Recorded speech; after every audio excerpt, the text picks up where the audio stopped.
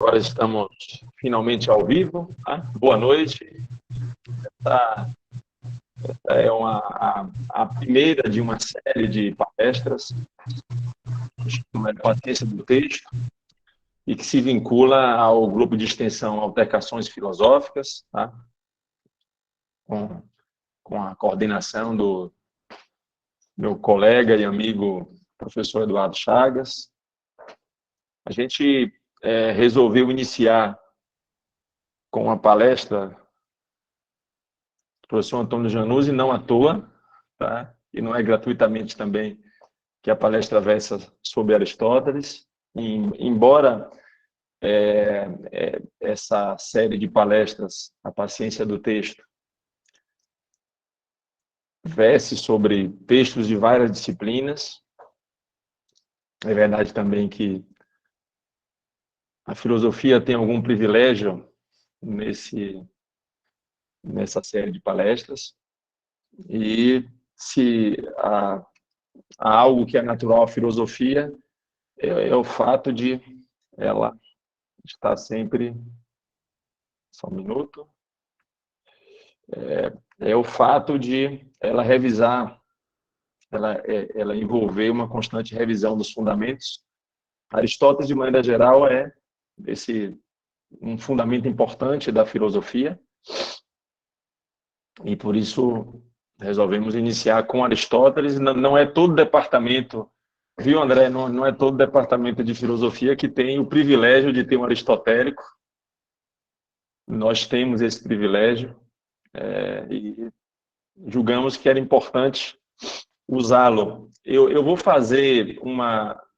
vou ler uma breve apresentação da paciência do texto, tá? Eu vou ler para não falar demais, afinal de contas, estamos aqui para ouvir Antônio a respeito de Aristóteles. Então, é um breve texto de apresentação da paciência do texto, tá? E em seguida passamos à palestra do professor Antônio Januzzi. A identidade de uma disciplina materializa-se em seus textos clássicos, na mesma medida em que o discurso que a constitui não é possível sem uma referência. Em linhas gerais, é essa a principal ideia que anima a organização dessa série de palestras, a paciência do texto. Trata-se de um ciclo de palestras que deve consistir em convites à leitura de textos clássicos de várias disciplinas.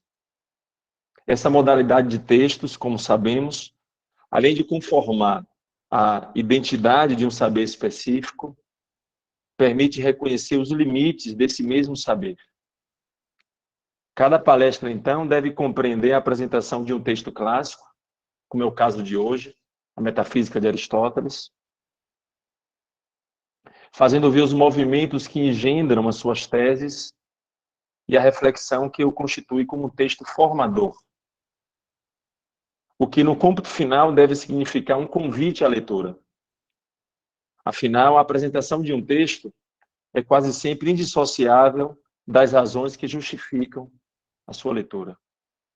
Bem o sabemos que, mesmo quando nossas pesquisas constituem-se ou versam a respeito, ou envolvem um trabalho de campo, não podemos nos furtar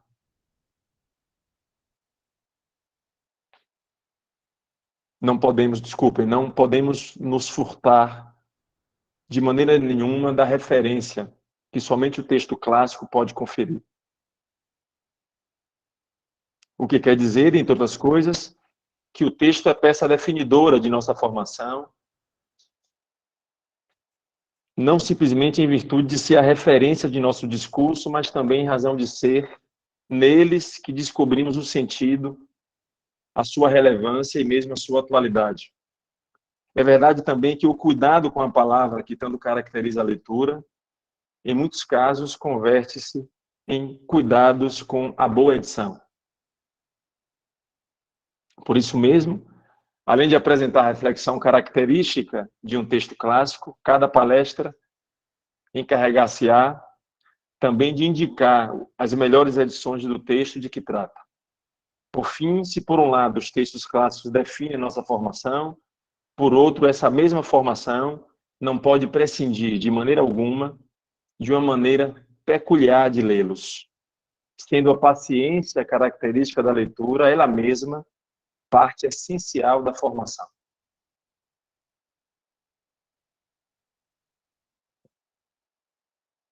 Nesse sentido, os diversos convites à leitura que iniciamos hoje e que lançamos com a Metafísica de Aristóteles não pode furtar-se também da apresentação da maneira de ler esses mesmos textos. Bem, é isso. Só duas informações. A primeira é que a inscrição que dá direito à certificação será feita pela passagem de uma lista de presença, tá?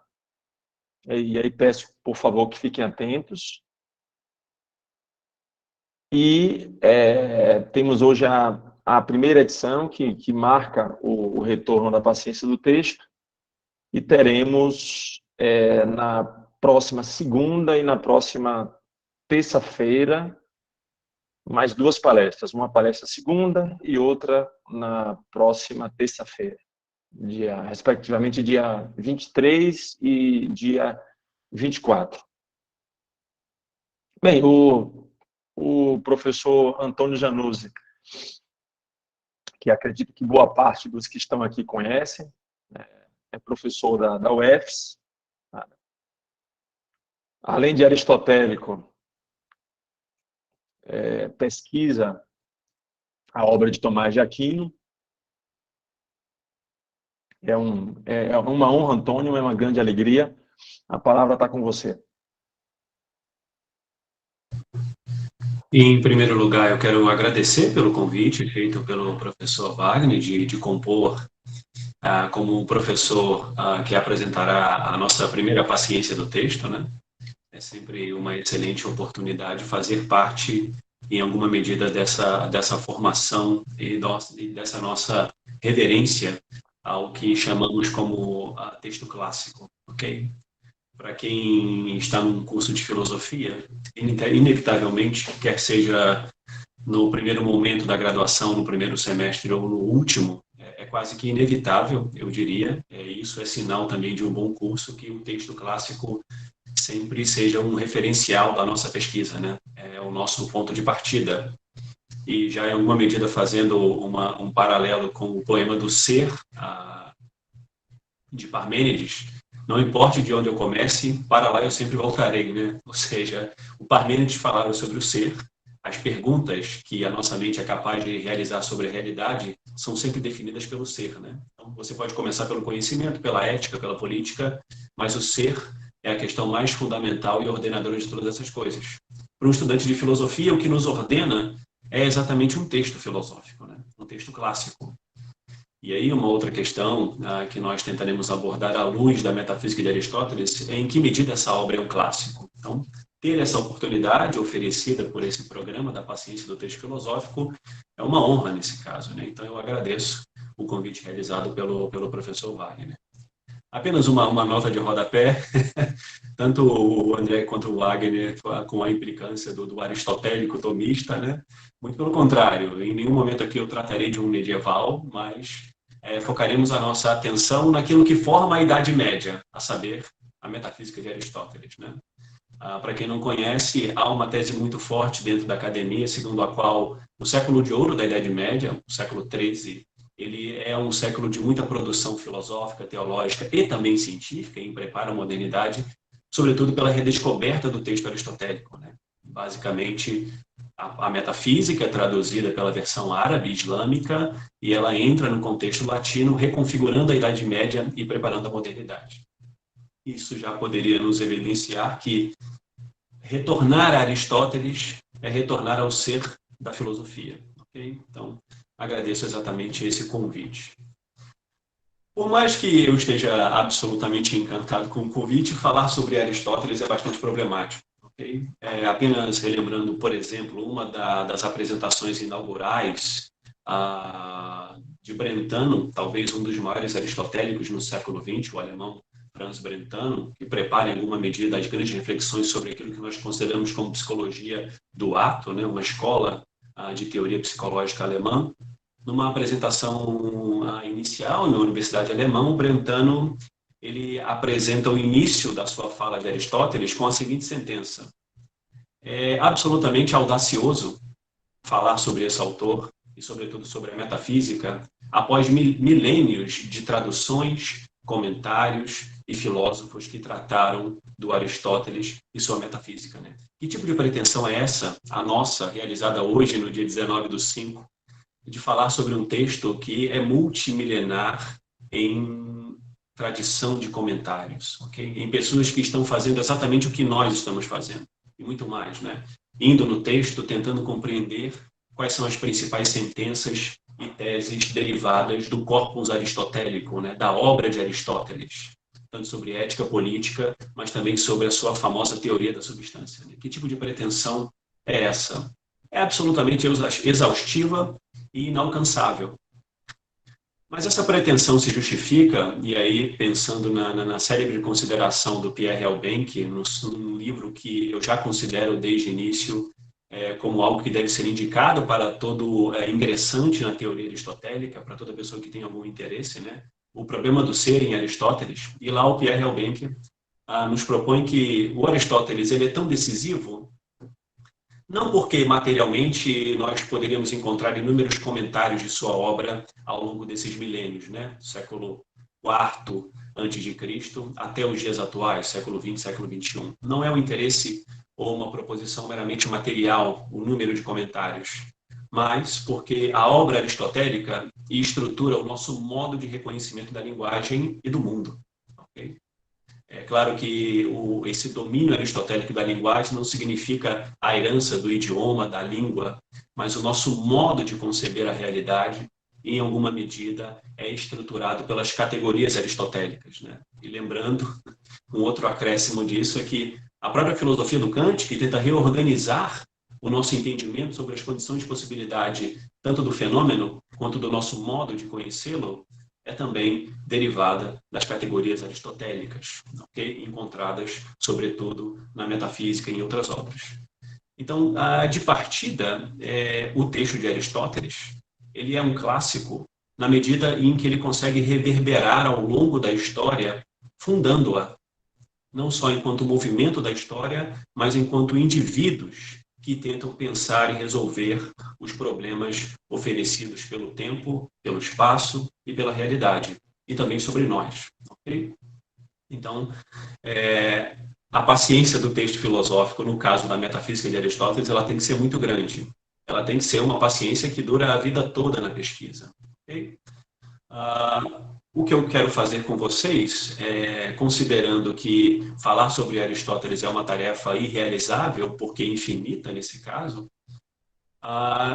eu vou me sentir aqui agora como um Moisés bíblico, que pega o povo hebreu caminhando pelo deserto das dificuldades e não consegue chegar a contemplar a Terra Santa, aquilo que foi oferecido por Deus como um prêmio.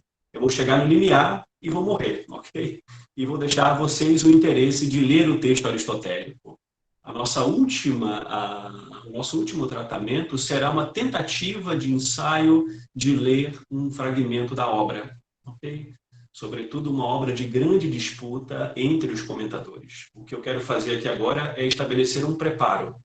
O texto de Aristóteles, ele é único, ele pode ser localizado no tempo, no espaço e na matéria, mas a sua história, a sua tradição de comentadores é algo que deve ser percorrida por todos nós. Okay? Porque ali nós poderemos observar inúmeras tensões, modos de compreensões e como o Aristóteles pode ser revigorado em cada era do pensamento, né? O período antigo, helênico, medieval, moderno e contemporâneo. Okay? Então a minha tarefa é essa, de traçar um movimento, um caminhar juntamente com vocês nos principais problemas estruturantes entre os comentadores e aí sim ter a possibilidade de, desnudado o texto de todas as suas problemáticas em termos de comentários ou classes de comentadores, tentar ler o Aristóteles também, como diz o Pierre Hellbenck, enquanto um homem encarnado na realidade que escreve um texto. A pergunta é, essa tarefa, depois de milênios de tradução, é exatamente possível?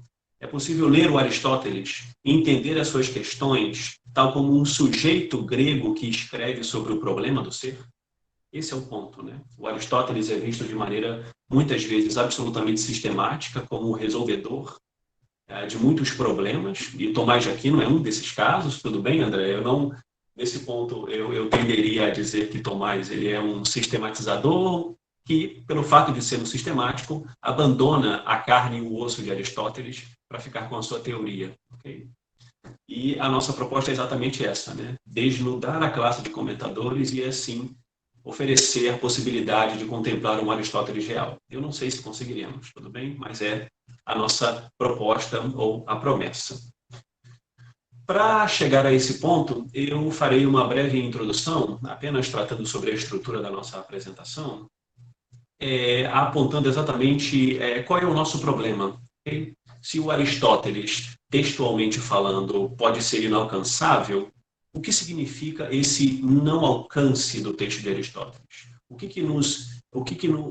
Qual é o elemento intermediário que pode tornar problemático o nosso acesso ao texto de Aristóteles? Okay?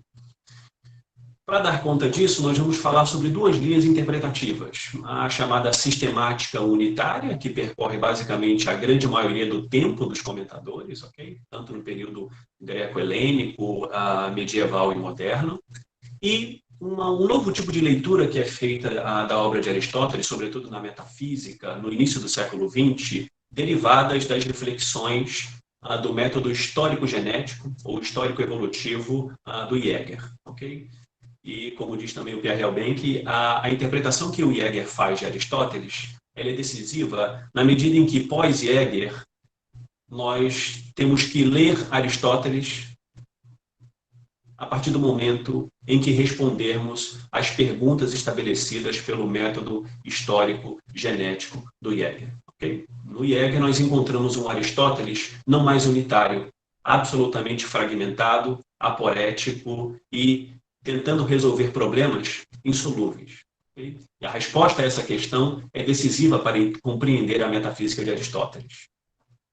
Depois da apresentação dessa proposta histórico-evolutiva do Jäger, nós vamos tentar, em alguma medida, encontrar alguns indícios que poderiam reabilitar a unidade do texto de Aristóteles. O que está em jogo ao longo de todas essas tradições de comentadores é se a obra metafísica ela tem uma unidade doutrinal ou não. Okay? Esse é o ponto. Em que medida é possível dizer que um autor e uma obra possuem uma unidade? Essa unidade ela é muito mais uma reclamação da nossa estrutura de compreender a realidade, ou se é possível encontrar essa unidade num escrito de um autor antigo. E aí eu trabalharei com o termo metafísica, tudo bem? Somente com o termo, para em alguma medida tentar apontar que indício pode ser derivado desta palavra que é etiquetada num conjunto de obras, a saber, a metafísica. E aí, por fim, depois de todo esse caminhar pelo deserto dos problemas de comentadores, nós vamos tentar ensaiar a leitura de dois fragmentos de Aristóteles na metafísica. O famoso livro de Zeta, o sétimo livro da metafísica, que trata sobre a teoria da substância, e, em última parte, o livro sexto, okay, que trata sobre a unidade da ciência metafísica. Essa é, basicamente, a nossa proposta. E, para dar conta disso, eu realizei uma apresentação a modo de slides. Eu acho que isso pode facilitar a nossa leitura para que não fiquemos somente na palavra, né? É importante visualizar o fragmento, o ponto da nossa discussão e da nossa apresentação. Okay? Então, pedindo a licença a todos, eu começarei a realizar a apresentação e trabalharemos em cima, obviamente, dela. Só um momento.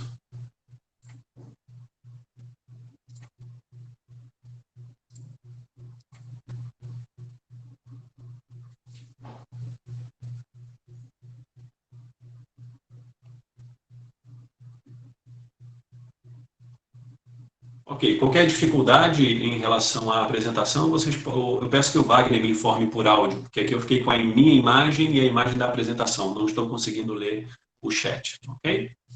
Ok, Antônio, pode ficar tranquilo.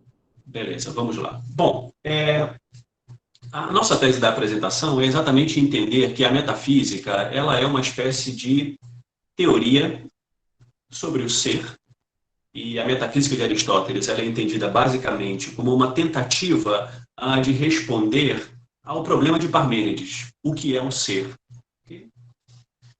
É notório identificar no próprio Aristóteles uma tentativa de reescrever ou de olhar para os filósofos anteriores como uma certa tentativa de definir isto que foi estabelecido por Parmênides, ou seja, o que é o ser. Em alguma medida, ou não, o ser como identificado com a realidade que me cerca. E é por isso que o ponto de partida na filosofia grega, como bem nos lembram inúmeros autores, é o espanto ou a admiração disto que é o ser, ou disto que é a realidade que nos cerca, inclusive a nossa própria existência, o nosso próprio ser. A pergunta de Aristóteles é exatamente essa, né? Bom, o que é precisamente o ser? E já ali no livro 7º da Metafísica, como um fragmento que é para a nossa introdução, encontramos o Aristóteles dizendo exatamente isso, né? E na verdade, citando Aristóteles, o que desde os tempos mais antigos, assim como agora e sempre, constitui o eterno objeto de pesquisa e o eterno problema, o que é o ser. E aí, para Aristóteles, essa é uma das grandes significações da metafísica do autor, é que a pergunta sobre o ser, agora, ela se transforma sobre a pergunta do que é a substância. Portanto, é preciso examinar, citando Aristóteles, se existe uma única substância separada das sensíveis, ou se, além dela, não existe nenhuma outra. Okay? Por mais que esse tipo de fragmento ele seja absolutamente claro nos seus termos, ou seja, a clássica pergunta grega sobre o que é o ser, perpassada pelos pré-socráticos, sobretudo pela tensão entre Parmênides e Heráclito, sobre a imutabilidade e a mobilidade, se o ser móvel pode ser considerado como um existente, ou se somente aquilo que é estável e absoluto pode ser considerado como um existente. A clássica pergunta grega, para Aristóteles, é entendida à luz de um novo conceito, aquilo que Aristóteles chama de ousia, ou, traduzindo para o latim, substantia, e traduzindo para o nosso idioma, substância. Ok? Essa é a grande diferença de Aristóteles em relação às outras ontologias antigas, né? O ser se transforma como substância. Não vamos definir o que significa substância agora. Essa é uma questão a ser investigada ao longo da nossa apresentação. O que eu quero focar com vocês é muito bem definido na obra do Pierre Albenque, já citada, o problema do ser em Aristóteles. O Albenque, já na introdução, de maneira absolutamente brilhante, ele trabalha com uma categoria kantiana para entender o problema entre o texto de Aristóteles, ou o Aristóteles enquanto filósofo na metafísica, e o que a tradição de comentadores multimilenar entende sobre isso? Ou que tipo de construção é feita por essa, ou foi feita por essa tradição a partir do texto e do autor? Okay? Não lendo todo o fragmento, está exposto para vocês aí, o que o Pierre Albenque nos apresenta é uma distinção derivada do texto kantiano entre uma questão de fato e uma questão de direito, né? Apenas apresentando uma nota de rodapé, na crítica da razão pura do Kant, o principal problema epistemológico tratado pelo autor, se nós tivéssemos que fazer uma síntese abrupta e até mesmo irresponsável, então eu peço a licença para isso, não é explicar em que medida nós temos eventos mentais do tipo conhecimento da realidade. Eu posso pensar nos objetos do mundo, né? Numa árvore, numa casa, num cachorro. Isso são eventos mentais, atos mentais, processos cognitivos que ocorrem num sujeito que conhece. Isto é um dado da realidade, ou o que o Kant chamaria de uma questão de fato.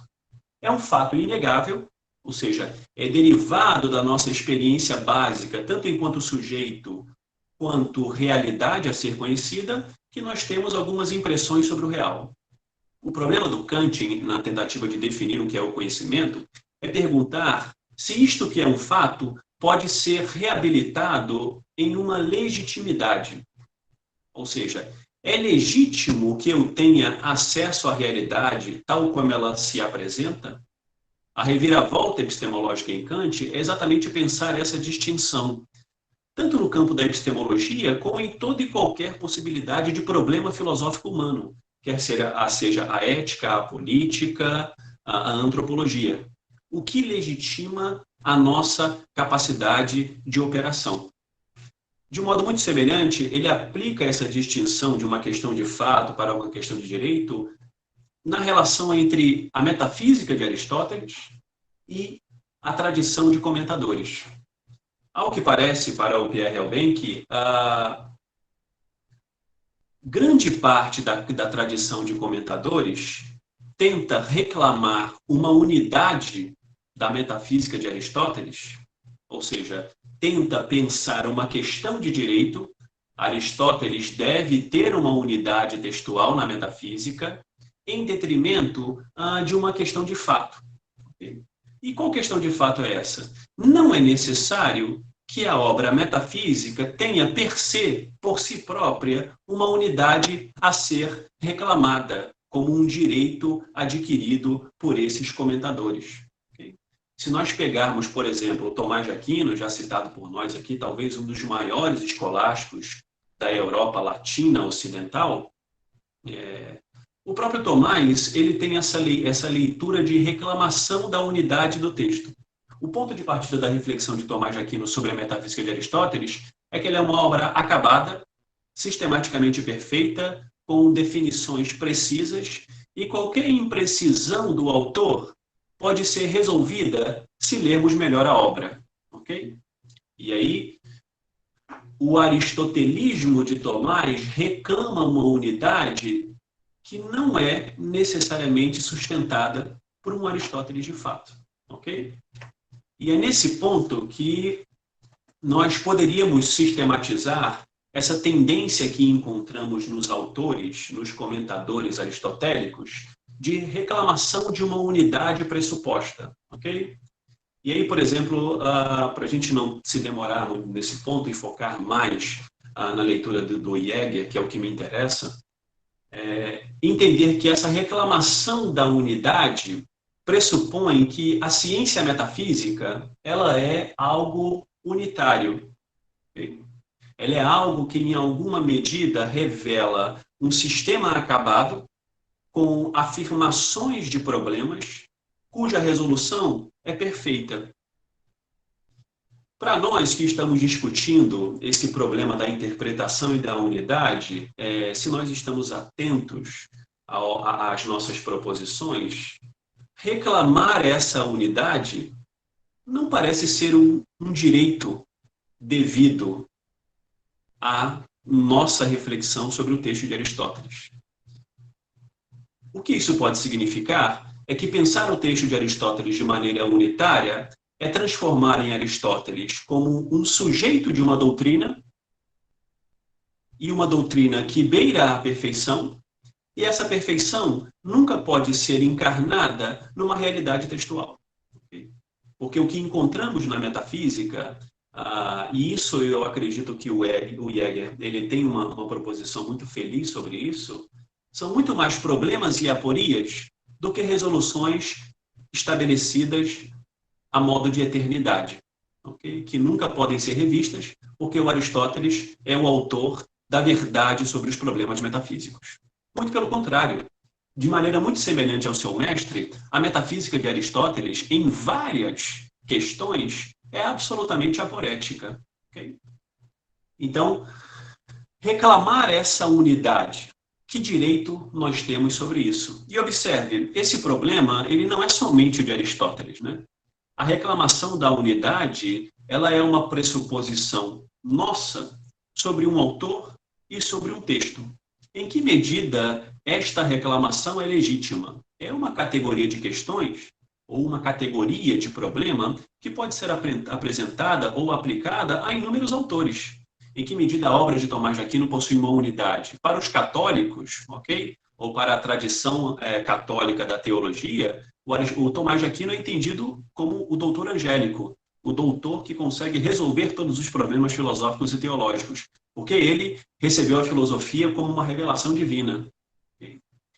Isso é, por exemplo, esse tipo de ordenamento da unidade pode ser encontrado em escritos não filosóficos, com total legitimidade, né? A Sagrada Escritura, já citando exemplos de Tomás e a tradição cristã, né? A Sagrada Escritura, nós temos uma constituição de um conjunto de livros, e essa constituição, no tempo, demorou mais de 1.600 anos, inúmeros autores, mais de 40 autores, se você considerar o Antigo e o Novo Testamento. E você encontra na tradição teológica bíblica uma unidade. Que unidade é essa? A revelação de Deus e da sua verdade e da sua vontade na escolha de um povo, ou na salvação deste, e aí depender do Antigo e o Novo Testamento. É uma unidade teológica derivada de um fato dogmático. Ok, a teologia tem como ponto de partida um conjunto de verdades dogmáticas. Mas no caso de Aristóteles, não é possível aplicar essa necessidade da legitimidade de maneira a priori, tudo bem? E avançando um pouco nessa nossa apresentação, esse é exatamente o ponto de uma linha interpretativa sobre o texto de Aristóteles, muito recente, né? Se nós considerarmos os 2 milênios, os mais de 2 milênios de tradição de comentadores, a tese do Werner Jäger no início do século XX, ela é recente para nós, né? Porque é recente para a história. Nós encontramos na obra do Jäger, Aristóteles, a ideia de uma não unidade da obra do autor. Okay? Observe, nesse momento da história dos comentários de Aristóteles, sustentar esse ponto da não unidade é exatamente um divisor de águas. É uma novidade absoluta na história dos comentários da obra de Aristóteles. E a posição do Jäger é exatamente essa. Ou seja, o Aristóteles não possui, a metafísica de Aristóteles, ela não possui uma unidade, porque o próprio autor, na apresentação dos seus problemas metafísicos, sofreu inúmeras influências e é também um sujeito histórico. Num primeiro momento, de acordo com o Jäger, o Aristóteles, ele foi discípulo de Platão, totalmente influenciado pela metafísica do seu mestre. Do mesmo modo que nós, quando nos interessamos por um filósofo, nós temos apego a este autor, e em alguma medida considerando como o nosso mestre que nos encaminha no entendimento de problemas filosóficos. Okay? É muito natural entender que esse seja o primeiro Aristóteles a surgir como encarnado na realidade, o Aristóteles platônico. E aí o Jäger, avançando nessa tese da não unidade da obra, ele diz, olha, esse primeiro Aristóteles, totalmente devedor do seu mestre, não é o sujeito que escreve a metafísica. Nós só encontramos no tempo o Aristóteles começando a escrever a metafísica na sua estada de viagem. No primeiro momento em que ele abandona a academia de Platão e começa a fazer a viagem pela Grécia e pela Macedônia. É ali que encontramos, como vocês podem observar, e essa é a tese evolutiva do Jäger, que a metafísica ela é constituída como efeito textual da experiência filosófica do autor. A saber, a partir do momento em que o Aristóteles abandona Platão e ele começa a sua chamada fase dos anos de viagem, nós encontramos aquilo que o Jäger chama de metafísica originária e primitiva. Ou seja, uma metafísica ainda devedora de algumas proposições platônicas.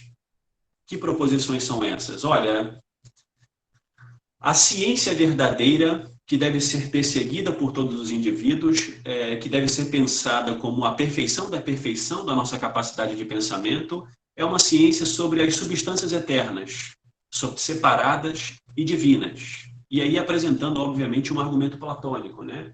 Uma ciência mais perfeita na medida da perfeição do seu objeto a ser analisado. Ora, o objeto mais perfeito que pode existir é o imaterial e a pura forma. Logo, uma ciência que trate disso, a metafísica, é perfeita na medida da perfeição do seu objeto de análise. Essa é uma premissa basicamente platônica, que é encontrada nos livros da metafísica de Aristóteles, né? E aí, como vocês podem observar na nossa apresentação, no primeiro livro, no terceiro, no 11º e no 14º. Nós encontramos o Aristóteles criticando Platão, sobretudo a chamada teoria das ideias, mas o Aristóteles ainda não abre mão da tese de que a metafísica é uma ciência sobre o suprassensível, sobre uma realidade separada, não sobre o mundo da matéria, mas sobre o mundo da imaterialidade, das substâncias perfeitas, ok? É por isso que a metafísica, ela em alguma medida, nesses livros, se identifica com a felicidade. É feliz, de acordo com Aristóteles, a sua teoria eudamônica, aquele que realiza as suas capacidades próprias. A intelecção humana é a capacidade própria e exclusiva do homem em relação aos outros seres. Ora, se o homem exercer, pela sua intelecção, uma ciência que trate sobre objetos perfeitos, feliz ele será. Okay? Marcadamente, o Jäger aponta ainda esse vínculo de Aristóteles nessa chamada metafísica originária e primitiva. E aí você consegue localizar essas argumentações em uma parte muito significativa da obra. Posteriormente, nós vamos encontrar em outros livros da metafísica, e aí vocês já sabem que a metafísica é uma obra composta de inúmeros livros, nós vamos encontrar uma metafísica completamente diferente dessa, onde não encontramos mais um Aristóteles devedor do platonismo, okay? Nem na sua crítica à teoria das ideias, nem na metafísica como uma ciência separada, okay? Mas numa metafísica, no livro 7º, que é a sua teoria da substância, né? Como diz o David Ross, o livro 7 da metafísica é o coração dessa obra, nós encontramos o Aristóteles definindo a metafísica como uma ciência sobre o sensível, uma ontologia do sensível, uma ontologia da substância primeira, ou seja, o composto de matéria e forma na realidade. E essa produção, de acordo com Jäger, ela é a marca característica das aulas e do ensinamento ou do magistério de Aristóteles no próprio liceu, ok? No seu centro escolar de formação estagirita, ok? Nesse momento, a chamada metafísica tardia, há o abandono completo das proposições platônicas e a reviravolta do seu sistema. O objeto da ontologia, da metafísica, daquilo que Aristóteles chama de filosofia primeira, já não é mais o suprassensível, mas o mundo da matéria. Nós encontramos aqui um Aristóteles empírico, um Aristóteles do mundo material, reabilitando a matéria como um objeto próprio do discurso sobre o ser. E aí, se a pergunta sobre o ser é a pergunta sobre a substância, na metafísica tardia de Aristóteles, segundo o Jäger, essa pergunta sobre a substância é relativa às substâncias do mundo. A metafísica é uma ciência dos fundamentos da realidade, e a realidade se identifica com as substâncias materiais. Ok? Então, qual é, obviamente, a contradição de acordo com o Jäger, e, portanto, a não unidade da ciência metafísica? A contradição é que é impossível pensar uma mesma ciência, a metafísica, como com dois objetos de análise ontologicamente distintos. A metafísica é uma ciência do suprassensível ou uma ciência das coisas do mundo? Ok? Ela não pode ter uma unidade, em razão da sua duplicidade de objetos. A reclamação da unidade ela é muito mais derivada da tradição de comentadores, okay, que reorganizam os livros de Aristóteles ao seu prazer, à sua satisfação e segundo as suas intenções de resolver determinados problemas. E eu diria, os medievais, eles são mestres nesse tipo de reorganização, no caso, sobretudo, Tomás. Mas não só os medievais latinos, né? Também a tradição islâmica árabe, como Avicena e Averroes, no século, por exemplo, no século X, XI e XII. Tudo bem? Se nós desnudarmos o texto de Aristóteles, como Jäger faz com esse método histórico evolutivo, nós vamos perceber exatamente essa inconsistência da unidade. Porque o Aristóteles, assim como qualquer sujeito e como qualquer autor, tem uma evolução de pensamento. E do mesmo modo que, por exemplo, a gente já tem o mestrado, ou a monografia, o mestrado e o doutorado, do mesmo modo que nós dizemos, quando olhamos para o nosso texto de monografia e pensamos, não é possível que eu tenha escrevido isso. Do mesmo modo, o Aristóteles, de acordo com o Jäger, claro que numa proporção absolutamente infinita e diferente, nos revela esse drama. Okay? A incompletude do sistema unitário da obra. Porque o Aristóteles tardio, o que leciona no Liceu, não se identifica nem como pessoa, nem como um sujeito e um autor de proposições filosóficas daquele da sua juventude, que se identificava em contemplação com o seu mestre. Tudo bem? Então, como diz o Jäger, a contradição no sistema aristotélico, ela é absolutamente inegável. E aí eu reservei aqui uma citação para sintetizar essa novidade do método histórico evolutivo do Jäger, okay? Que é um divisor de águas no século XX em relação ao texto de Aristóteles. Obviamente, quem se interessar por Aristóteles tem que decidir se você concorda com o método evolutivo da leitura do Jäger ou não, tudo bem? E aí eu separei um fragmento para ler com vocês, em alguma medida, como uma grande síntese desse novo pensamento defensor de uma não unidade do texto em favor da encarnação do sujeito, né, do Aristóteles, enquanto um pesquisador de filosofia que é levado ao engano, ao erro e à aporia, assim como qualquer outro autor e sujeito de filosofia. Dirá o Jäger. A alma do pensamento de Aristóteles não é unir ou juntar, mas sim dividir.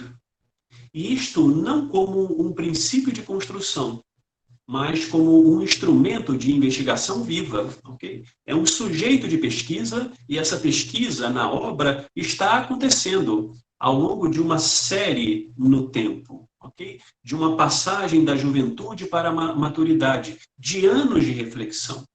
A metafísica não é una e o efeito positivo disso é que nós podemos entender que a pesquisa de Aristóteles é uma pesquisa de um sujeito, ok? Não é uma pesquisa desencarnada da realidade, como se a obra tivesse descido dos céus pela mão de algum deus grego.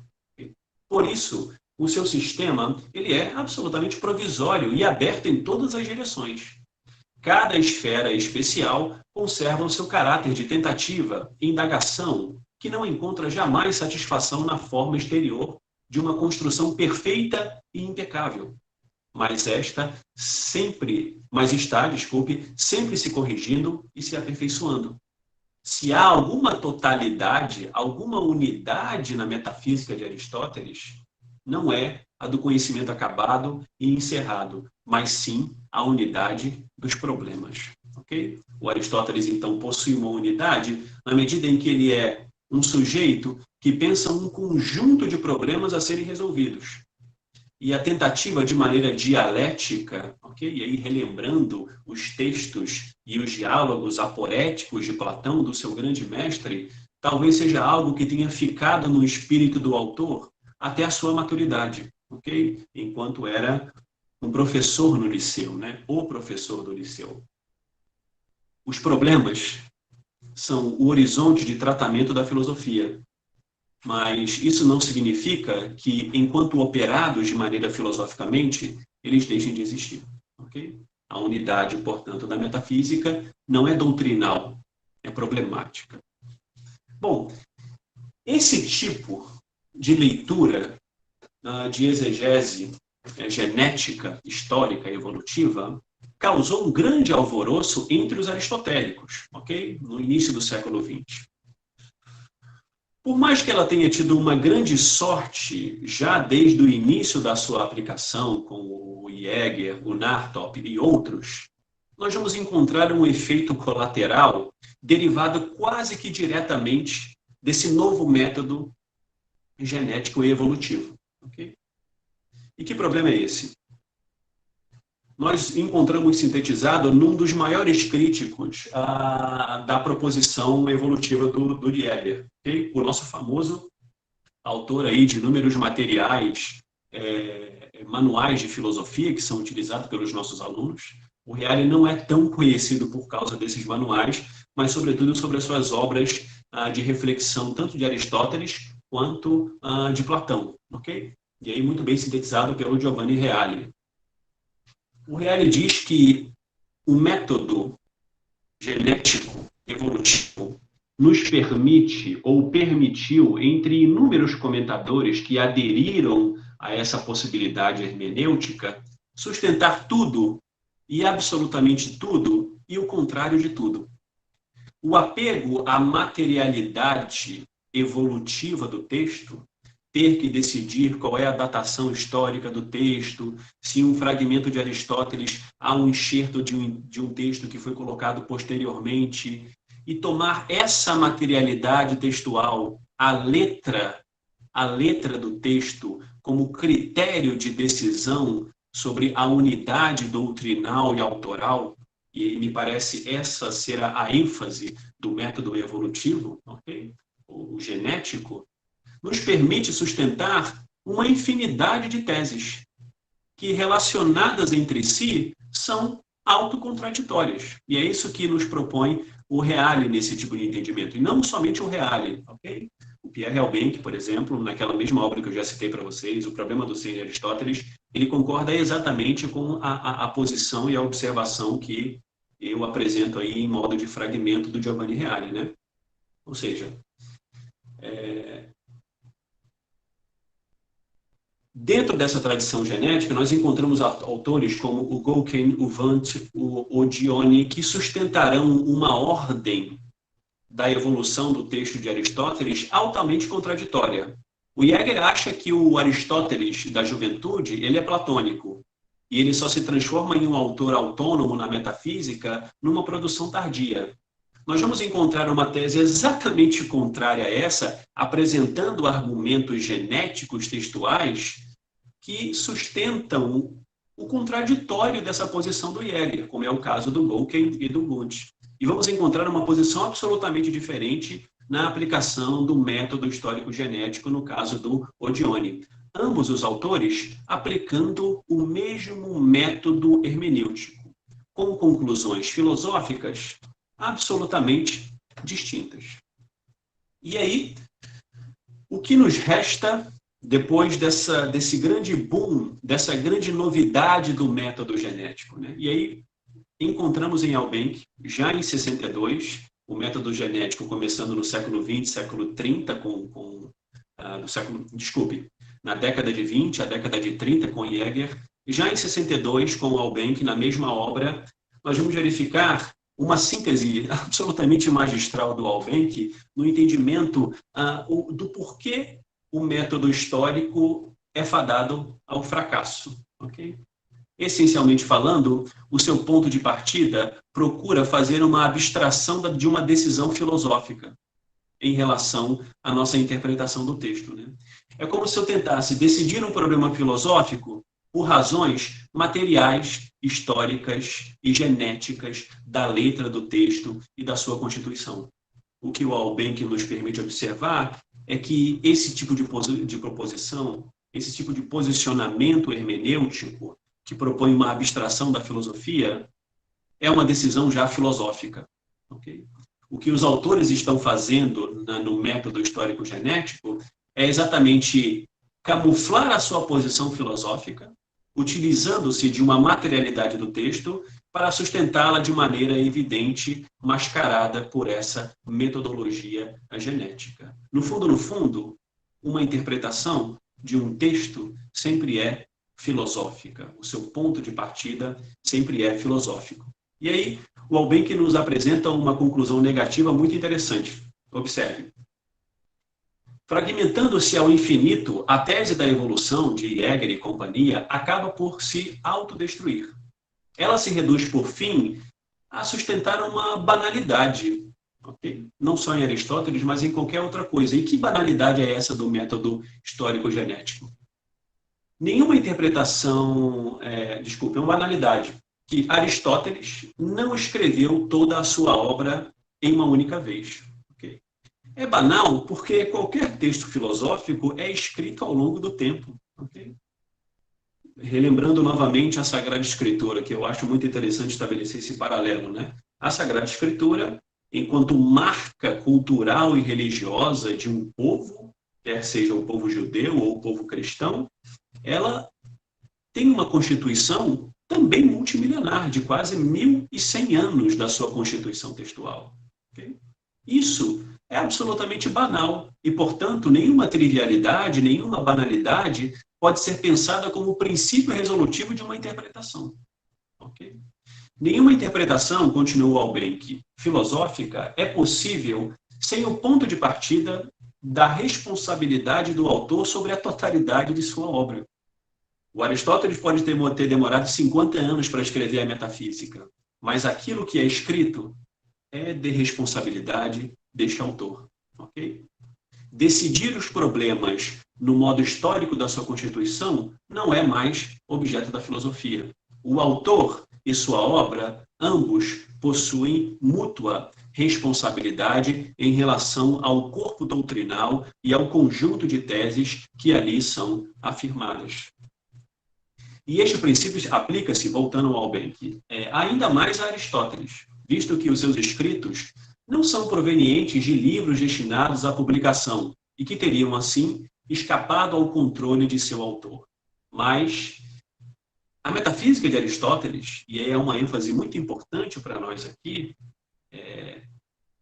ela é um material didático utilizado por Aristóteles e os discípulos no Liceu, ou como diz aqui o nosso intérprete, a metafísica, ela é uma carta de unidade doutrinal do Liceu.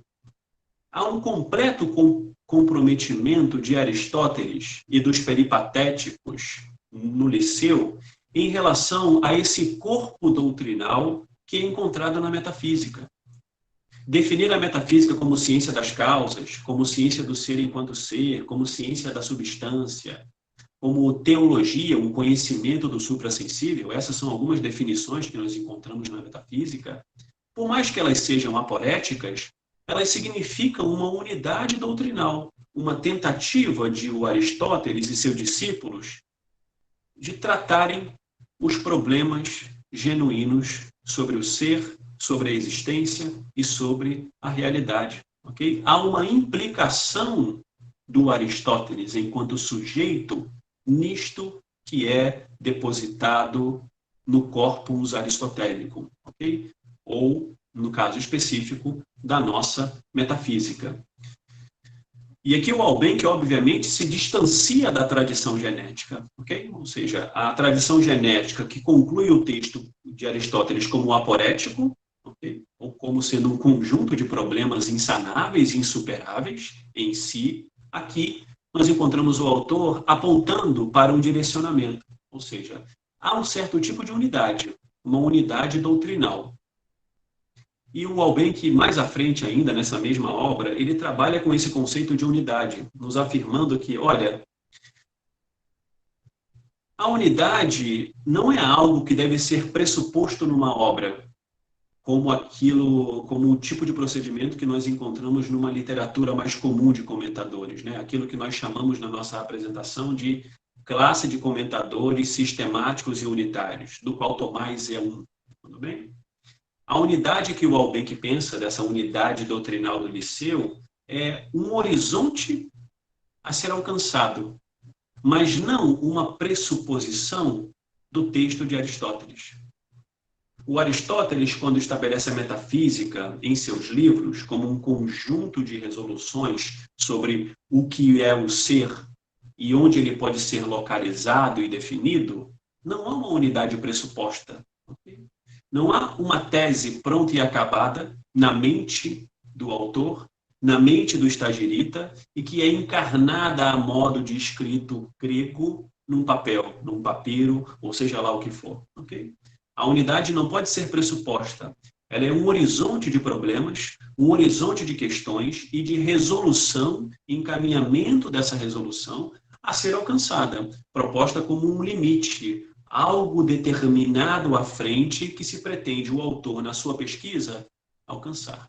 Ok? Bom, o que nós poderíamos sintetizar até esse momento da nossa apresentação? Tudo bem? O que está em jogo nessas duas classes de interpretação, a classe sistemática e unitária, que reclama por direito uma unidade da obra, e, por um outro lado, a tese do Jäger, que tenta demolir esse tipo de unidade, tentando encarnar o Aristóteles como um sujeito, o que nos resta é entender em que medida ainda é possível hoje, após a literatura metodológica e evolutiva, se é possível pensar na metafísica como uma obra que tende a algum tipo de unidade. Essa questão ela tem que ser respondida porque a nossa prática em relação ao texto, a nossa referência ao texto, inclusive para nomeá-lo como clássico, como bem o Wagner apontou no início, e que talvez explique a nossa finalidade em estar aqui hoje, ok? Numa quinta-feira à noite, falando de Aristóteles, dentro de um evento intitulado A Paciência do Texto. Em alguma medida, nós estamos, mesmo que de maneira pré-filosófica, ok? Ou pré-reflexiva, achando que o Aristóteles é um autor e que a metafísica é uma obra, e que dali poderíamos derivar uma espécie de doutrina. Não fazemos isso somente com Aristóteles, ok? Fazemos isso basicamente com tudo na vida, né? A nossa tendência à unidade, como bem lembrou Kant na Crítica da Razão Pura, ela é uma condição da nossa constituição epistemológica. Somos nós que organizamos a realidade múltipla em dados epistemológicos únicos, tanto no juízo quanto no conceito. A unidade é uma tendência humana. Mas observe, se isso é uma reclamação nossa de direito, dada a nossa estrutura de compreensão da realidade, na nossa relação com o mundo, o Aristóteles também é um sujeito que está tentando compreender essa realidade multifacetada, ok? E pensar que a metafísica não possui uma unidade por uma mera evolução do escrito, já é um tipo de argumento que é totalmente possível ser objetado, criticado, como nós verificamos com a posição de Reale e do Albeck em relação ao Jäger. Okay? O que não fizemos ainda, e isso é uma tarefa a ser completada ao longo da nossa pesquisa, é tentar encontrar este tipo de unidade, reclamada por nós com uma certa legitimidade, porque o Aristóteles é um filósofo. Okay? Ele está comprometido com uma unidade doutrinal na sua obra. Okay? Como é possível detectar essa unidade? Somente lendo o texto, obviamente. Okay? Isso eu diria, é uma tarefa que não é possível ser concretizada hoje, nem amanhã, nem daqui a 2, 3, 4 anos. É uma pesquisa para quem se interessar no Aristóteles. O que eu vou fazer aqui é apontar alguns indícios, tudo bem? E eu apresentarei somente 2, para que nós possamos ter alguns pontos de reflexão e, dado o nosso interesse, aprofundá-los, ok? O primeiro indício, ele pode ser absolutamente fragmentado, tá bom? Mas me pareceu ser bastante instigador, ok? Me despertou uma certa curiosidade, porque o meu entendimento ele era bastante padronizado em relação a isso, que é o próprio nome da obra, tudo bem? E aí você pode perguntar, poxa, professor, você vai tentar sacar a unidade somente pelo nome da obra? É isso que eu pretendo fazer. Na verdade, não eu, mas um outro autor alemão, e aí vocês já começam a observar eu diria, o grande interesse que a tradição alemã tem até hoje pela obra do Stagirita, né? Um outro autor que trabalhará sobre o conceito de unidade da metafísica de Aristóteles, o Hans Heiner, ok? Que nós vamos ver mais à frente. Ele tem um artigo muito bom sobre isso, derivado da sua tese de doutorado, ainda na década de 30, onde ele apresenta que o termo metafísica ele possui um entendimento muito obtuso, que não revela claramente o significado da obra, ou tal como o termo é compreendido, melhor, e retificando a minha tese. E que problema é esse, ok? E aí eu vou propor que a palavra metafísica é um dos indícios da unidade da obra. Até meados do século XX, havia um entendimento consolidado, e vocês já podem observar na apresentação do slide, de que o termo metafísica, o ta, física, no grego, ele era um termo, obviamente, que você não encontra na obra de Aristóteles, ok? Você não consegue encontrar essa expressão no texto do Estagirita. Você não encontra.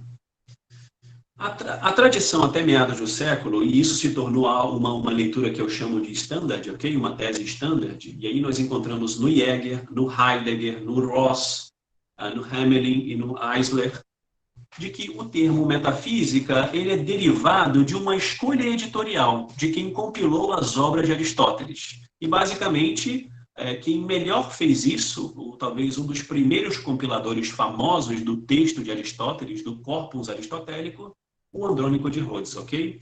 No século I antes de Cristo, no primeiro século antes de Cristo, ainda antes de Cristo. O Andrônico, organizando as obras de Aristóteles, fez uma escolha editorial. Ele pegou as obras da física, que tratam sobre as coisas no mundo que se movem, okay? O Aristóteles determina que a física tem como objeto as substâncias que se movem. Ele organizou os textos da física, e aqueles textos que vinham depois dos da física eram chamados de física. Ou seja, aquela parte da obra de Aristóteles que vem depois do texto da física. Uma escolha meramente editorial. O Aristóteles fala da física e ele escreve um conjunto de obras que tratam de coisas para além da física. Mas isso é uma decisão meramente editorial, ok? Porque, na verdade, não é necessário escolher um outro nome para essa obra, porque o Aristóteles já utilizava vários nomes. O Aristóteles chama a sua obra de filosofia primeira, às vezes chama de teologia, às vezes chama de sabedoria, de sofia, ok? De ciência das causas, ou de ciência sobre a substância. Então, o termo metafísica é uma classificação do editor. É como se você escrevesse um texto e mandasse para o seu editor e o editor decidisse o nome daquela obra, sem nenhuma relação essencial com a natureza do texto, ou a natureza, o problema, a natureza do problema que ali pretendia ser tratada pelo autor. Tá bom? Entretanto, o que o Hans Heiner observa, okay? E aqui ele está em diálogo com Jäger e o Alben, que o cita depois, o Hans Heiner ele pergunta, olha, por que o Andrônico de Rhodes, essa é a tese padrão, escolheu um novo nome para essa obra, sabendo que o próprio Aristóteles já havia batizado essa obra ao menos 3 vezes? É uma pergunta muito natural de ser feita, né? Derivada do senso comum. Se o seu filho se chama de João, por que você vai nomeá-lo agora como Carlos? Se o seu filho se chama João Carlos, por que escolher um outro nome para essa criança? A nossa prática diante da nomeação que estabelecemos em relação aos objetos no mundo não é nomeá-los de diferentes modos a cada momento. Então, por que Cargas d'Água, o Andrônico de Rhodes, um dos primeiros compiladores do texto aristotélico, sentiu a necessidade de rebatizar a obra? Okay? Essa é a primeira observação que o Heiner nos faz. E a tese do autor, e é por isso que eu a apresento como um indício de unidade da obra, é exatamente demolir essa leitura padrão que tanto Heidegger quanto Ross e o Jäger faziam da metafísica, em relação ao nome, né? O que o Heiner observa é que, na verdade, o título da obra como metafísica, por mais que não esteja no texto, ela é herança de uma tradição de aristotélicos, de peripatéticos. Obviamente que não conheceram Aristóteles, mas conheceram peripatéticos, discípulos de Aristóteles, que foram formados no Liceu. Sobretudo o caso, por exemplo, de Nicolau de Damaso, já no século I a.C., e talvez um dos maiores peripatéticos nesse contexto greco-helênico, o Alexandre de Afrodisia, já no século II e III depois de Cristo. Ao longo da obra do Heiner, ele começa a fazer uma recondução desses testemunhos mais antigos, que todos esses autores chamavam esta obra de Aristóteles de metafísica. A escolha, portanto, e isto é obviamente um indício, ela não é uma deliberação meramente editorial, mas ela revela o termo metafísica, a natureza da obra, o problema a ser tratado, ok? E que problema é esse? E por que o termo metafísica, portanto, nos revela a essência da obra? Porque utilizar a expressão tá metafísica, ou seja, algo que vem depois da física, aquilo que está para além da física, nos revela um tipo de distinção que já se encontra no texto de Aristóteles. A chamada distinção, e os medievais vão batizarão essa distinção desse modo, a distinção per se quod nos. Observe, que distinção é essa? Apenas a modo de explicação e uma nota de rodapé. Se eu tivesse que ordenar a minha experiência com o mundo em termos epistêmicos, eu posso ordená-la dizendo, olha, existem coisas que eu conheço por primeiro e existem coisas que são conhecidas secundariamente. E aí eu digo que há uma ordem epistemológica em relação aos objetos de conhecimento. Algo que é conhecido por primeiro, logicamente falando, essa primeiridade, esse ordenamento, ele é estabelecido pela temporalidade lógica, pela temporalidade epistemológica. Isto não significa que essa ordem do que é conhecido se identifica com a ordem da realidade. Eu digo, olha, eu vejo que em Salvador está chovendo. O primeiro ato de cognição tem como objeto isto que ocorre primeiro na minha sensação. Essa é a lógica da minha cognição, a ordem da minha cognição. Agora, a causa deste fenômeno, a chuva, não tem relação direta com a ordem da minha cognição. É uma outra ordem, a chamada ordem da natureza. Para que a chuva ocorra, é necessário uma determinada pressão atmosférica, um certo acúmulo de nuvens, etc, etc, etc. Isto é uma ordem per se da natureza, diferente de uma ordem que os medievais e o Aristóteles, uma ordem chamada quod nos, para nós. Aplicando este exemplo à categoria de Aristóteles, diz o seguinte, olha, aquilo que é primeiro objeto da minha experiência ou da minha ciência são as coisas físicas, o mundo das substâncias materiais. Isto é objeto daquilo que o Aristóteles chama de ciência da física. A física é o ponto de partida do conhecimento do homem sobre o ser. Se o Aristóteles se pergunta o que é o ser, a pergunta que o físico ou o que nós podemos fazer é que o ser se identifica com as substâncias do mundo, com as coisas materiais que afetam a minha estrutura orgânica. Isto é o primeiro. Mas o primeiro não na ordem das coisas, mas na nossa ordem, quod nos, para nós. Somos nós que reconhecemos que as substâncias primeiras são as coisas materiais. Mas observe, é preciso ter um cuidado absoluto nesse ponto. Essa ordem na natureza é inversa. Porque o que fundamenta a substância material na metafísica de Aristóteles é o movimento e a existência das chamadas substâncias imateriais. as esferas, por exemplo, supralunares. Bom, não vou entrar nesses detalhes. Mas o que Aristóteles nos faz observar é que o termo metafísica, ele tem a ver com o nosso modo, ou como diz o Heiner, a nossa via do conhecimento natural.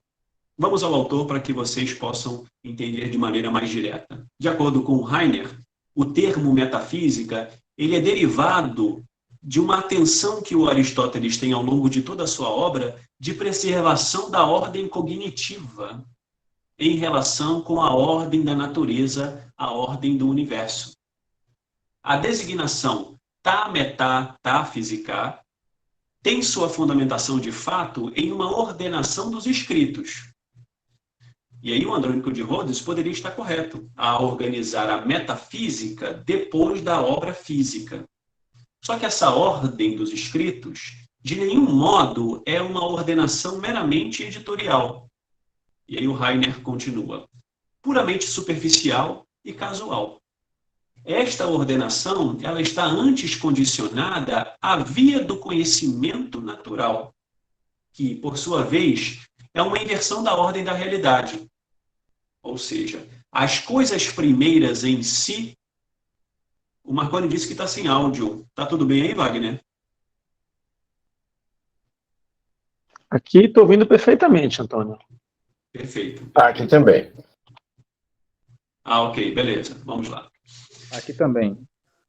Nós conhecemos as substâncias suprassensíveis, se elas existirem, obviamente, né? Esse é objeto de disputa na metafísica, antes conhecendo as substâncias sensíveis.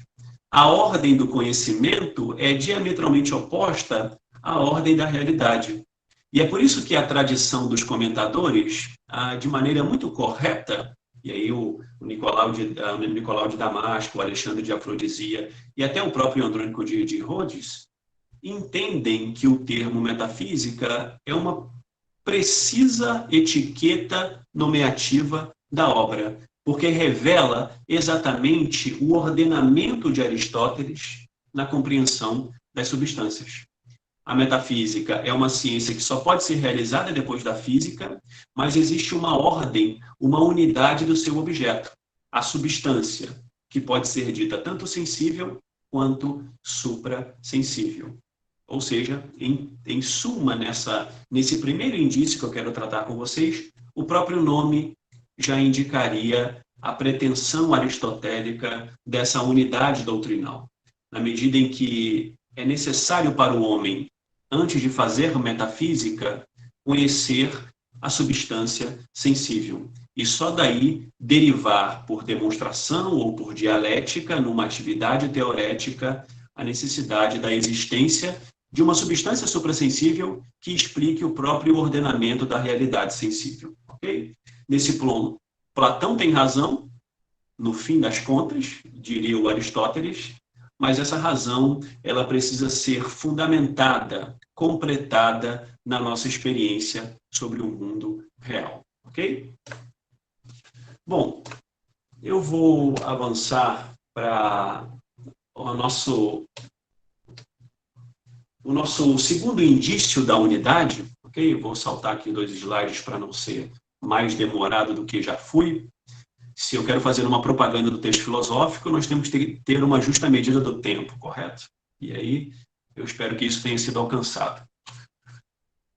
Se o próprio nome metafísica já não pode nos encaminhar uma certa unidade, ainda precisamos resolver um problema que eu acredito ser o cerne da crítica do Jäger em relação a essa pretensão de unidade que queremos achar em Aristóteles na metafísica, ok?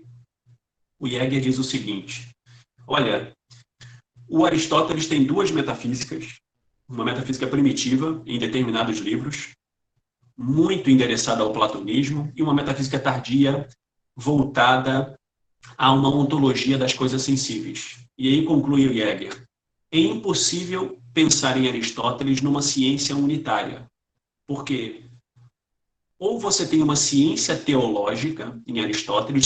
O que significa ciência teológica? Uma metafísica que trate das substâncias imateriais, suprassensíveis, ou você tem uma ontologia, uma metafísica que trata das coisas sensíveis no mundo. Para o Jäger, é impossível reabilitar essas duas perspectivas. Elas não são complementares, porque os seus objetos são distintos. Objetos distintos, ciências distintas. Isso é uma categoria aristotélica dos segundos analíticos, ok? Dos primeiros e segundos analíticos. Uma categoria de teoria da ciência, de lógica da ciência, no próprio Aristóteles. E o Jäger, ele faz uma análise do livro 6º da Metafísica, o capítulo 1º, ok? Em 1025b a 1026a. Esse, eu diria, é o coração do problema da disputa, porque aqui o Aristóteles, ele tenta reabilitar, ou ele tenta estabelecer uma síntese entre esse passo inicial da metafísica, que é tratar sobre os corpos no mundo, uma ontologia do ser material, e diz que isto deve ser completado por uma teologia, ou seja, uma ciência que trata da substância imaterial enquanto condição da substância sensível. Ou seja, uma tentativa de reabilitar numa única unidade processual científica as duas pretensões encontradas na metafísica. Como se, parafraseando Jäger, eu pudesse ler um fio condutor processual entre o Aristóteles jovem platônico e o Aristóteles maduro empirista. Para o Jäger, isso é impossível. Para o Albenck, que nós não tratamos muito em relação a essa tese, ele diz que essa unidade dessa ciência multifacetada processual é uma unidade enquanto horizonte, mas irrealizável. Okay? É sempre um caminho para um horizonte a ser contemplado, mas o Aristóteles não conseguiu completar esse percurso. Okay? A unidade era proposta e não completada. E aí o que eu quero fazer com vocês é ler esse fragmento para que vocês possam hoje dormir com esse fragmento e tentar resolver esse problema hermenêutico e teórico, tudo bem? Algo que deve ser trabalhado por nós, porque é exatamente um ponto decisivo. Por mais que esse tipo de unidade, ou problema de unidade, seja endereçado ao texto de Aristóteles, eu acredito ser um problema da ciência em geral, ou da relação entre ciência e filosofia. O nosso grande e velho dilema, né? Tratado tanto por teorias positivistas ou não, ok? É possível reabilitar o discurso da unidade da ciência e da filosofia? Ou por se tratarem de objetos absolutamente distintos e não conciliáveis, a ciência caminha de um lado e o nosso discurso filosófico é uma área toda endereçada para a humanidade e sem nenhuma positividade e acréscimo ao real? Okay? De Aristóteles, nós extraímos um conjunto de problemas que nos permitem compreender o status questionis, ou seja, o nosso problema atual, o estado da nossa questão na relação entre filosofia e ciência, ok? Porque, como bem lembra Kant, na tentativa de se legitimar a ciência, a metafísica ocupa no sistema kantiano um espaço antropológico insubstituível, que regula até mesmo os nossos procedimentos científicos, quanto a nossa moralidade e a nossa organização ético-social, ok? Então, pensar nesse problema é pensar numa ampla e vasta categoria de relação ou de conjunto de problemas derivados exatamente dessa tensão que o Aristóteles tenta resolver no livro 6. Agora, se ele consegue ou não, é um objeto de disputa ainda nos dias atuais, ok? Então, vamos ler o fragmento para tentar derivar alguma compreensão. A finalidade, só lembrando, é unir essas duas facetas da ciência metafísica, tratar do empírico e tratar do suprassensível, do material e do imaterial, no âmbito do ser, no âmbito da substância, ok? E aí dirá o Aristóteles. O princípio e as causas dos seres, enquanto os seres, constituem o objeto da nossa pesquisa. Novamente aqui o Aristóteles falando de objeto de pesquisa, né? As ciências, elas são limitadas a determinados setores do ser, mas não em torno do ser considerado em sentido absoluto enquanto ser. Cada ciência, como bem lembrará o Husserl, trata de regionalidades do ser, né? Eu tenho a biologia, que trata do ser enquanto vivo, a física, que trata do ser em movimento, a astronomia das esferas celestes, a psicologia dos seres que possuem alma, de aspectos, de parcela, de proporção do ser. A metafísica de Aristóteles se propõe como uma ciência que não trata de uma parte do ser, mas da sua totalidade. E é por isso que ele a define, em alguns momentos, como a ciência do ser enquanto ser. Ok? As ciências partem da experiência. Aqui, claramente, ele está falando das ciências físicas, né? Por procedimento indutivo. Por isso, não podem derivar um conhecimento universal e demonstrativo das substâncias. Ora, também a ciência física, ela trata de um gênero particular do ser, aquele que possui movimento, como, obviamente, nós já definimos. Mas, e aqui que começa o nosso problema da unidade, se existe algo eterno, imóvel e separado, é evidente que o conhecimento dele caberá a uma ciência teorética, não prática, né? Ou não poética. É uma ciência de contemplação do ser pelo próprio ato de contemplação, né? A chamada teoria. A finalidade do conhecimento teorético em Aristóteles é produzir conhecimento e não realizar coisas no mundo ou normatizar as nossas ações, como no caso das ciências poéticas e das ciências práticas, como a ética e etc. Não, porém, a física, porque a física se ocupa dos seres em movimento. Ao contrário, e aí um título que ele utiliza para a metafísica, né? A filosofia primeira refere-se às realidades separadas e imóveis. E aqui nós encontramos já uma clara distinção. A física trata do ser que se move, e isto que ele está chamando de filosofia primeira trata de um outro objeto. E a pergunta permanece: como reconciliar essa duplicidade do objeto? Consequentemente, são três os ramos da filosofia teórica. A matemática, que trata dos objetos que possuem quantidade, os corpos. A física, do ser que se move. E aí ele dá um outro nome para essa chamada filosofia primeira, aquilo que estamos chamando de metafísica. Teologia, que é, como nós vimos, uma ciência do suprassensível, do imóvel, do separado. Enquanto as ciências teoréticas são preferíveis a outras ciências, pela nobreza do seu objeto e da nossa capacidade de cognição, as outras ciências, a física e etc., por sua vez, é preferível às outras duas ciências teoréticas. A teologia tem preeminência. Às vezes, o outro sinônimo de metafísica, filosofia primeira, o Aristóteles também utiliza o nome ciência preeminente.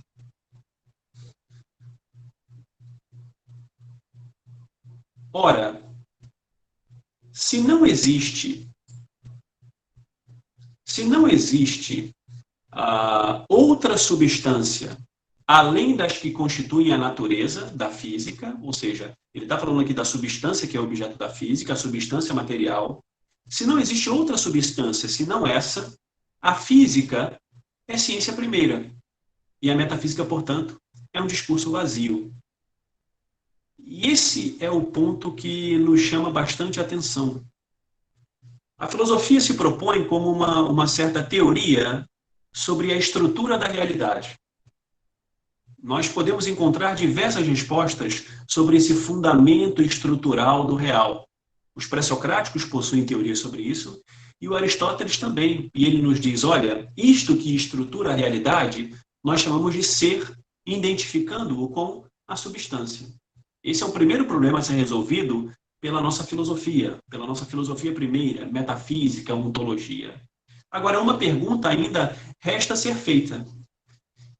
Isto que é a estrutura da realidade, a substância, se identifica com a materialidade do mundo? Ou seja, o ser é um predicado exclusivo da matéria? Ou se, para pensar o ser e a substância, a matéria não é um elemento necessário? A definição de substância deve envolver necessariamente a sua conexão com a matéria do mundo? ou o conceito de ser, ele possui, per se, uma abstração da realidade material? O grande problema é que tipo de predicação é necessária ao ser, e se a matéria é o único tipo de predicação possível à nossa compreensão do ser. E aí continua o Aristóteles. Se, ao contrário, existe uma substância imóvel, a ciência desta será aquilo que ele chama de filosofia primeira, enquanto estudo do ser, enquanto ser, ok? E para finalizar, eu acredito que o livro 6 nos apresenta talvez o problema mais fundamental, ou o problema fundante do interesse metafísico de Aristóteles, e que também será interesse metafísico de toda a classe de comentadores que nós apresentamos aqui hoje, tanto os sistemáticos unitários, e aí, a depender do uso, essa unidade da metafísica, ela é utilizada para justificar outras teorias, como no caso, por exemplo, de Tomás de Aquino, sobre a teoria do ser e da essência, no caso dos árabes, especificamente de Averroes e Avicena, sobre o conceito de intelecto e também de essência e possibilidade. Ou seja, se por um lado essa unidade é um horizonte a ser tratado no problema da unidade da ciência em Aristóteles, o que nos resta, depois de toda a crítica realizada pelo método histórico-genético, é tentar encontrar, a partir da leitura do texto do autor, que tipo de unidade pode ser reclamada ou não do texto de Aristóteles, ok? Como eu disse, o Moisés caminha até aqui. A contemplação do prêmio divino em relação a todo o nosso esforço até agora, 10h44, é algo que não será ofertada por minha fala, mas ser alcançada por cada um de nós. Tudo bem? Muito obrigado. É isso. Muito obrigado, Antônio, pela rigorosa e muito instigante e muito instigante exposição. Sem dúvida nenhuma, a altura da fecundidade da obra de Aristóteles. Acho que saímos todos aqui repletos de questões. Antes de abrirmos as questões, apenas dois pequenos informes, dois alertas, na verdade. Eu vou colar aqui no bate-papo o perfil do Instagram desse projeto, tá? A lista de presença está aí também. Matheus acabou de postar também. Sigam lá no Instagram, o nosso canal. É importante, vocês ficarão por dentro das próximas palestras. Temos já agendado um novo encontro na próxima segunda-feira, em seguida na terça, tá? E além disso, sigam, por favor, o nosso canal lá no YouTube, onde não apenas essa palestra, como as demais serão postadas também, tá? Já há conteúdo lá, já há algum conteúdo lá. Tá aí no bate-papo também. No bate-papo aí o link do canal do Instagram e do YouTube. Agradecer, antes de passar as questões, a Marie, trabalho valioso, sem o qual não teríamos realizado o evento, a parceria de Eduardo, e ao trabalho também valioso de Matheus, que está nos ajudando aí, acabou de postar a lista de presença. Bem, questões. Passamos às questões, então. Alguma questão? Vocês podem fazer as questões ou pelo bate-papo, e aí eu leio para Antônio, ou podem também abrir o microfone, abrir câmera e fazer as questões, tá? Basta levantar a mão que concedemos a palavra.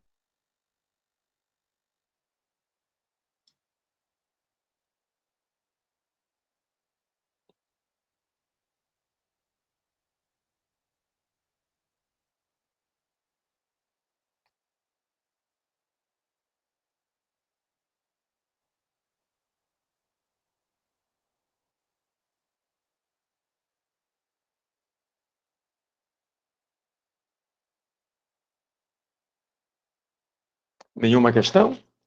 Eu tenho uma questão, então, Antônio. Eu fiquei bastante curioso pela maneira como você apresentou Aristóteles, porque você explorou muito bem uma certa, um certo antagonismo entre modos de leitura, não é? E o que naturalmente me ocorre em se tratando de Aristóteles é aquilo que me parece bastante natural, que é a recepção medieval da obra de Aristóteles, tá? Eu queria que você comentasse, eu queria que você comentasse, por favor, a relação, isso no contexto da Idade Média, afinal, não é todo dia que temos diante de nós um especialista nesse assunto, a relação entre o que seria o comentário medieval de Aristóteles, ou seja, a mera exposição da obra, e aquilo que seria a produção filosófica inspirada nesse mesmo comentário, tá? Para pensar em um exemplo, é claro que o exemplo não é uma prisão, tá? É apenas um exemplo mesmo. Pensar, por exemplo, na obra de Tomás de Aquino, tá? Como é que se poderia ali discernir o que é comentário, o que é exposição daquilo que é invenção filosófica, por assim dizer, inspirada em Aristóteles?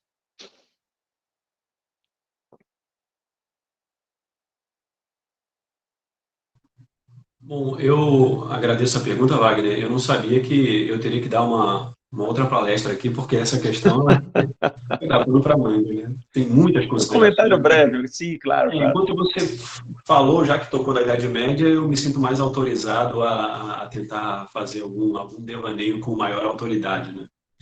Mas uma das questões que nós poderíamos pensar na relação entre Aristóteles e Idade Média, e eu acredito que esse tipo de relação ela pode ser repetida, não pode, mas foi repetida também na modernidade, na contemporaneidade, que tipo de contribuição o texto de Aristóteles, o corpus aristotélico, oferece à reflexão filosófica em cada era, em cada momento do espírito humano, né?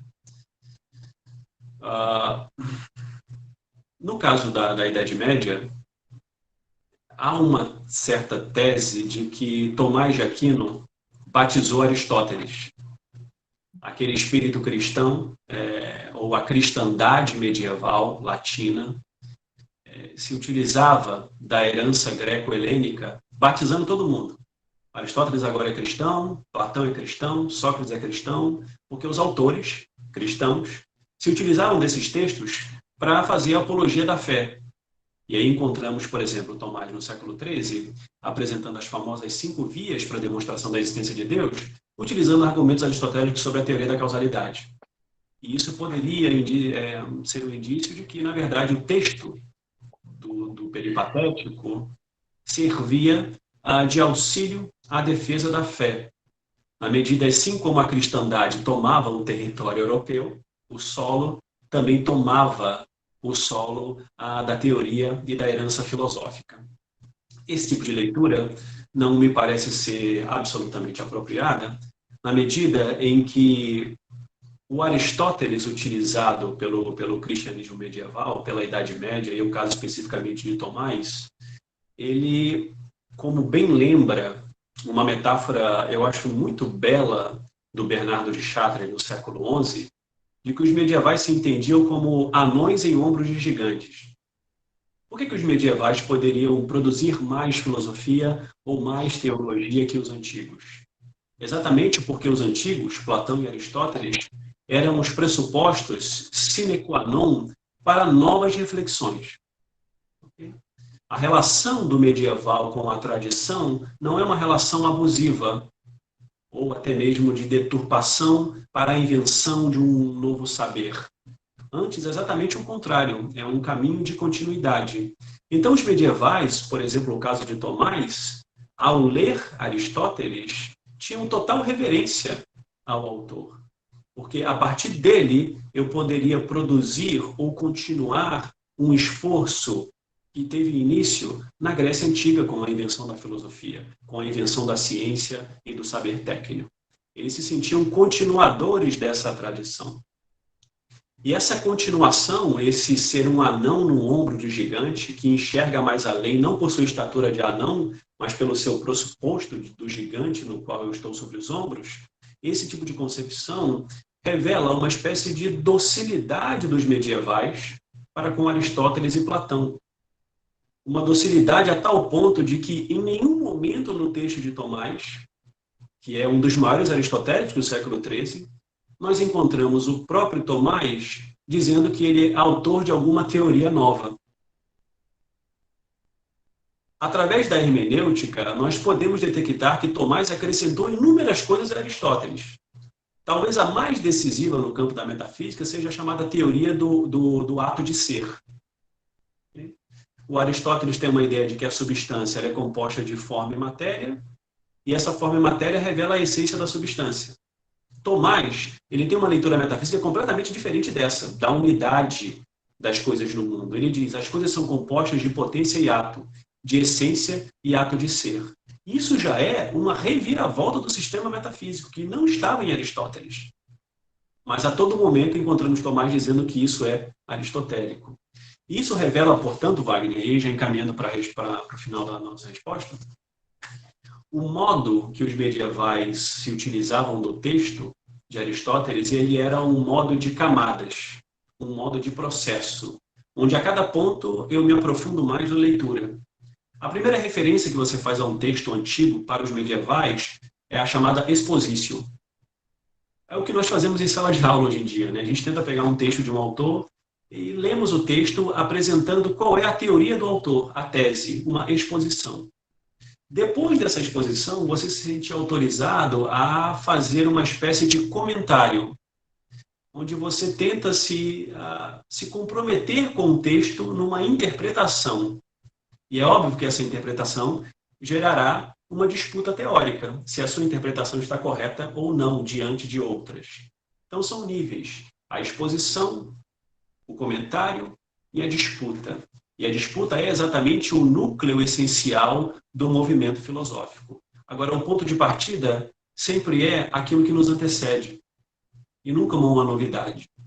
A novidade é derivada da reflexão filosófica, não é uma pressuposição estabelecida pelo próprio filósofo medieval. É por isso que os medievais são eternos devedores dessa tradição aristotélica.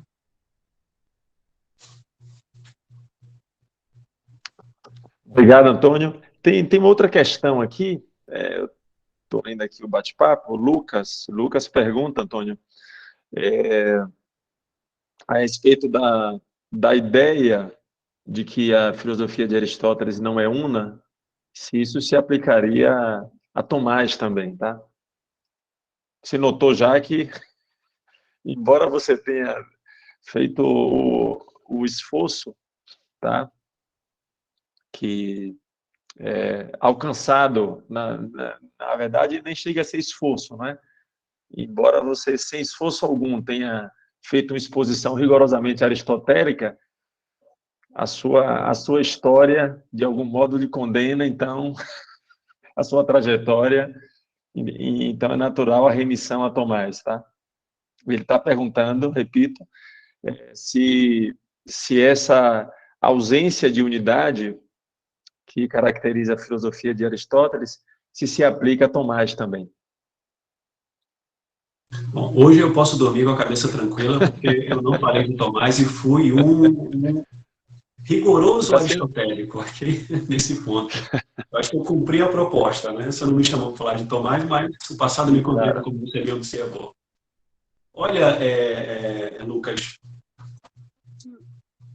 eu acho que Tomás, e aí eu daria razão ao Jäger, ele é um sistemático. Okay? Não por culpa de Tomás, e eu não sei se teríamos que falar exatamente em culpa, né? Mas porque a tradição medieval ela é herdeira de uma anterior. A medieval latina é herdeira de uma anterior, muito mais sistemática ainda, que é o islamismo, né? Sobretudo, Averroes e Avicena. Os medievais chamam Averroes, o maior tradutor das obras de Aristóteles no contexto islâmico do século XI, como o comentador. Os medievais gostam de fazer isso, né, de dar títulos. Aristóteles é chamado de o filósofo, ok? E eles botam lá um F maiúsculo. Platão é um filósofo comumzinho. Averroes é o comentador, é aquele que soube ler Aristóteles da maneira mais adequada possível. O conceito de unidade da obra, então, ela foi inserida no contexto latino ocidental graças à tradução islâmica, que também trabalhava com esse aspecto da unidade da obra.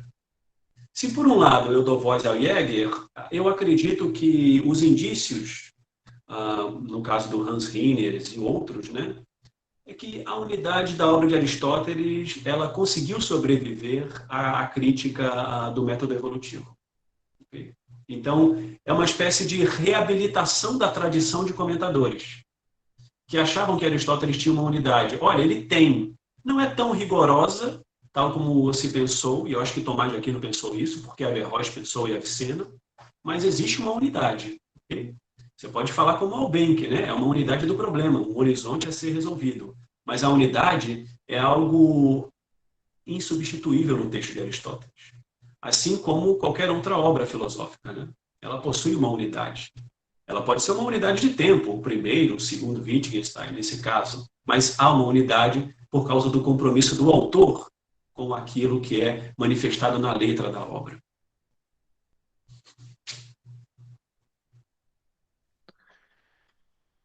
Jefferson fez uma pergunta, Antônio, que vai na mesma direção dessa, não é? Que ele pergunta se trataria, então, de uma síntese de uma escolha editorial para se saber o que é tratado numa obra específica. É isso, Jefferson. Obrigado pela pergunta. Uma das primeiras resoluções que eu procurei apresentar é que essa ideia do termo metafísica ser uma escolha editorial, ela não tem suporte na história da tradição dos comentadores, que remonta a Nicolau de Damaso no século I a.C. e é incorporada em grande medida nos textos do Alexandre de Afrodisia. Okay? Achar que é uma escolha editorial não tem nenhum suporte. É desfragmentar uma obra que tem uma unidade terminológica e doutrinal. Eu acho que isso, no final das contas, é o resultado que nós temos. Okay? Que nem o método evolutivo pode estabelecer uma crítica exaustiva a esse ponto. Isso reabilita uma impressão que todos os grandes filósofos na história do pensamento têm em relação à metafísica. O caso do Kant, por exemplo. O Kant, em uma das suas dissertações na Universidade de Königsberg, ele se afirma como espantado com a tese de que o termo metafísica, em relação à obra de Aristóteles, tenha sido escolhido por acaso. E nós estamos falando do século XVIII, hein? A ideia de que o termo metafísica era uma escolha meramente editorial, sem nenhuma relação com a essência da obra, o Kant via isso com absoluto espanto. É claro que o autor alemão ele não tinha os artifícios hermenêuticos para sustentar esse espanto, né? Mas há uma certa pretensão em toda a história da tradição de que a metafísica, para além do termo, tem uma unidade. Porque é uma unidade do espírito, dirá o Kant, né? A metafísica é uma pretensão humana, não legítima para a ciência empírica, mas é condição do próprio ser do homem, né? Em relação às suas pretensões, sobretudo no horizonte da existência e da ética, ok? Mais alguma questão?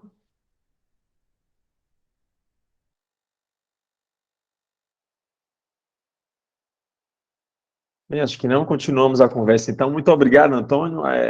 Muito obrigado por aceitar o convite, por nos brindar com essa excelente palestra sobre nos brindar e brindar a filosofia também. Nós não tínhamos dúvidas em relação ao resultado quando lhe convidamos para retomar esse projeto da paciência do texto.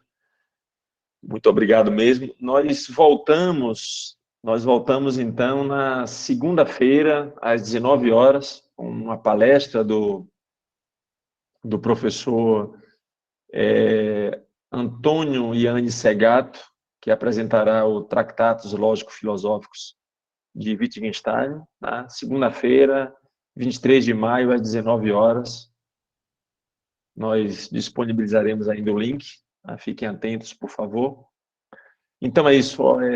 Obrigado a vocês também pela presença. E seguimos, então. Um grande abraço e boa noite.